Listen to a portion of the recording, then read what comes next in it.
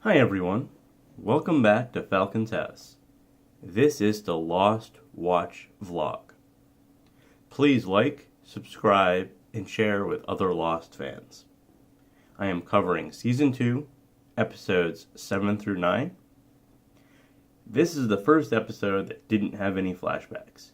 This shows what happened to the tail section people during the first 48 days. 48 is also the original number of survivors plus Ethan. Unlike the other group of survivors, these ones had a harder time. The tail section lands in the water, so they have fewer supplies and all have to swim to land. Mr. Echo pulls a girl out of the water, and Ana Lucia performs CPR and saves her. A man named Goodwin runs out of the jungle and tells them that someone needs help and leads them to Bernard, who is stuck in a tree. They get him down right before his seat falls out of the tree. So they get him out just in time. Goodwin builds a signal fire and says that he is in the Peace Corps and is surprised that Ana Lucia knows what it is.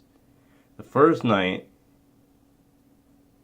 the others attack and take 3 people from the group. They tried to take Echo as well, but he kills 2 of them and takes a vow of silence. They seem to have been trying to take 4 people, which is one of the numbers. Once again, the survivors, just like the other groups, do not do anything to protect themselves, and just stay on the beach and don't set up guards or rotations or do anything else. They all chose to stay on the beach based on Nathan's opinion and the fact that there's injured and things that will be hard to move around. A few of the survivors die from injuries, and on the 12th day, 9 more people are taken, including the 2 children of the group, one of which has a teddy bear like the one Jin and Mr. Echo saw.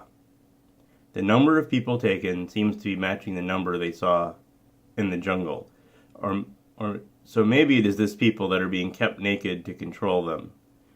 Ana is able to kill another and find an army knife and a list of the 9 people to be taken, with descriptions of what they're wearing and what they look like.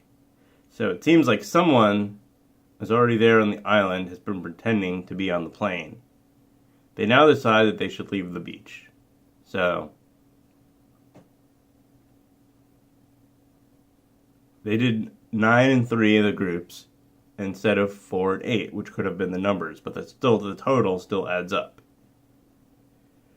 They head into the jungle and make camp near a stream with a rock face behind them. Ana digs a pit and later houses Michael, Sawyer, and Jin. Once she is done, she knocks out Nathan and throws him in the pit. She questions him, saying nobody remembers seeing him on the plane, and that he has a weird disappearance for 2 hours right before everybody was taken. He says that he is from Canada, which is the same place that Ethan was from. She tries to starve him, but Eco feeds him so that he doesn't starve, and so she gets mad about that. He then gets freed by Goodwin in the middle of the night because Ana Lucia said that she was going to start torturing him the next day to get information. She was going to start cutting off fingers. Goodwin then kills him, and I don't really know why Goodwin kills him. Like, he probably should have just let him run off into the jungle and be separate. Like, they'd be more convinced that he was guilty of whatever they did, rather than of Goodwin for killing him. They then find a bunker with a Dharma logo that is mostly empty, except for a glass eye, a Bible, and a radio. The logo is slightly different than the other one, so maybe this facility did a different type of research. Goodwin and Ana try to get a signal on the radio, and she tells them that she knows that he is one of the others, because he wasn't wet when he came out of the jungle. He admits it and says that they took the good people, and Nathan wasn't a good person. It's also explained why the other camp, where the survivors all have a variety of personal problems, were left more or less. though I don't know what Bernard and Rose could do to be bad and deserve to be here. They fight for the knife, and Goodwin pushes her down a hill, where she gets a sharpened stick, and then he falls down on top of it and gets impaled as he tumbles down the hill. Anna returns and tells them that they are now safe. Bernard picks up Boone on the radio, where they both say that they are the survivors of Oceanic Flight 815. What they said here from the original message was that there were no survivors of Oceanic Flight 815, and they said is interesting, but I think it was just a continuity error or something like that, where they changed what they said. Anna turns off the radio, saying it's a trick by the others and there are no other survivors. Echo tells her it'll be alright after she goes off to cry. He says that it has been 40 days now, and now he can talk. Cindy, Libby, and Libby find Jin, and the events all tie together now. Saeed pulls his gun on Ana Lucia, and Echo tackles him, and Ana Lucia knocks him out and takes the gun. She has him tied up with vines from Sawyer's stretcher. Echo picks up Sawyer and says that he's going to carry him to find the other group of people so that he can get help. In the flashback, Ana Lucia used to be a police officer who is recovering after an officer-involved shooting. After being reinstated, she pulls a gun on a domestic dispute, even though it wasn't warranted. When she gets back to the station, they tell her that they found the suspect that shot and killed her, and he confessed. She says that it is not him, and he is released. She then tracks him down and confronts him. She tells him that she was pregnant, and then kills him. Back on the island, the group is wondering what Ana Lucia's plan is. She doesn't really tell them, just tells Michael to go back to the camp for ammo and food supplies so that she can go off on her own. Echo finds Jack when Jack and Kate are out golfing, and they take Sawyer back to the hatch. They put him in the shower to bring down his fever and try to get him to take antibiotics, which Jack is unable to do, but Kate is. Jack and Locke learn what happened to Shannon and start getting guns from the armory and demanding that Echo tell them where to find Ana Lucia so they can get revenge. He remembers the name Ana Lucia, and then Michael shows up and tells them of her demands. Mr. Echo says that she made a mistake and that more killing is not the answer. He agrees to take Jack if he doesn't bring a gun. The other tail section people leave Ana Lucia and Saeed and go back to camp with Jin. She then questions Saeed. She asks if he has kids. He asks if she is going to kill him and says that she should kill him. She tells him that she feels dead and that all she heard was a pop when being shot and was too trusting. She then frees him and drops the gun and dares him to kill her. He says, "What good would it do if we're both already dead?" He then goes to get Shannon's body and carries her back to the camp.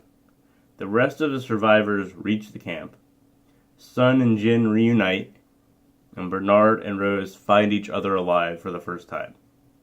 Which they both seem to think that the other one was alive, but this is the first time they actually got to see each other. Kate is collecting fruit in the jungle when she sees a black horse. She then goes back to the hatch to watch Sawyer so that Jack can go to Shannon's funeral. She tells Sawyer, who is still unconscious, she saw a horse outside. He then grabs her by the neck and says, "You killed me." Jack and Locke come back to the hatch and find that the alarm has been going and there's only a few seconds left on the timer. Locke is able to enter the code, but almost mistypes it. Jack finds Kate and asks her why she left, and she kisses him, and then leaves. Saeed finds Kate in Shannon's grave, and she tells him that she thinks he's going crazy. Saeed says that Walt is in the jungle, and that he saw Walt in the jungle, and that he must be crazy too. In the flashback, Kate shows up at her stepfather's house and helps him get into bed. He says something smells weird. He makes sexual advances at her, and then she leaves. As she is driving off, the house blows up. She visits her mother and tells her that she took out an insurance policy in her mother's name. She then leaves and tries to buy a ticket to Tallahassee and is arrested by the marshal, who says that her mother turned her in. When they are driving down the road, a black horse gets on the road and causes them to crash. Kate knocks him out and is able to escape. She then goes to visit her dad, and that she found out that her stepfather was actually her father, which is probably why she killed him. She asked to wait him to wait an hour before calling the police. She also asked him if he knew about it, and he says yes, and that he didn't necessarily want to tell her. He was happy with her thinking that he was the father, and that he was afraid of what she would do if she found out the truth. Pretty much this, like, she went off and killed him for it. Michael asks Locke about the blast doors on the roof of the hatch, and he says he hadn't noticed. Locke shows the film about the hatch to Echo and Michael. Michael doesn't really believe the story and asks to check the equipment out. Echo tells Locke a story about Josiah, and then shows the Bible they found, which has a film with the missing frames. This explains more of what happened with the computer, and did not use it for anything besides typing the code, or it could lead to another incident.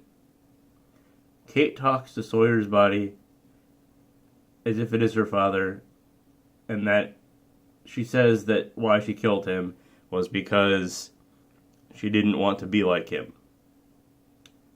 Sawyer wakes up having heard what she said, and she shows him the bunker, but he doesn't believe that they have not been rescued because it's all modern stuff, and he thinks they're off the island now. Eventually they go outside, and he realizes that they're still on the island, and what she told him was the truth. Them both see the horse, so whatever's fake on here, more than one person can see it, so it's not just her own vision. It exists, or something, on the island as well. Michael is using the computer, and it beeps and says, hello. He responds hello, and then it asks for his name, and he says Michael. And it responds, Dad? So one, he shouldn't do this at the risk of the bunker, because the video says, don't do this. But I mean, I guess he didn't really see those missing frames. But still, like, I wouldn't push the envelope of any of this, and you don't know who really is on the other end. You don't know if it actually is Walt, or somebody's pretty Walt, or if you're going to do something crazy, and he does crazy things and doesn't follow the rules and acts really impulsively.